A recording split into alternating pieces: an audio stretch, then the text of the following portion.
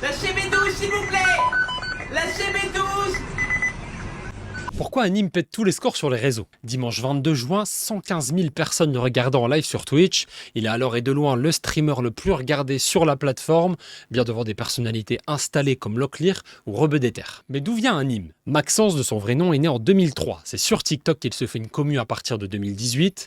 Sur la plateforme, à l'époque, on le voit avec son polo d'employé chez McDo. Il se montre naturel, juste marrant et divertissant. Et c'est ça qui plaît. En 2023, c'est son premier gros buzz mainstream. Sa reprise de temps en temps de Kobalade et Zola devient virale. J'enchaîne les meufs, les raclis, les racles. Et sa ressemblance avec le rappeur Central C fait aussi un peu parler. À partir de 2024, il se lance sur Twitch, là où aujourd'hui il cumule 1,5 million d'abonnés. Il montre alors son talent pour l'improvisation, il a toutes les rêves des réseaux et chaque petit extrait marrant du live est découpé puis devient viral sur TikTok, comme sa passion pour le Red Bull. Une fois, j'ai fait une anesthésie générale. On n'a jamais pu m'endormir.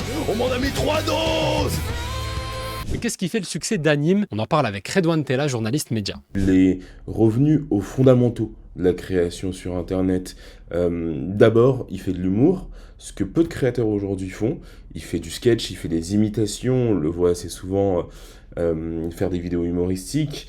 Et en cela, il se place dans une tradition de création sur Internet, sur l'Internet français, qui s'est un peu perdue. Là où les créateurs de contenu aujourd'hui font des projets de plus en plus spectaculaires, dans des stades, dans des énormes studios avec des énormes équipes, il est dans une totale transparence. On le voit créer, donc je vous disais, dans sa cuisine, dans son salon, il n'y a pas de filtre, et les gens se reconnaissent en ça.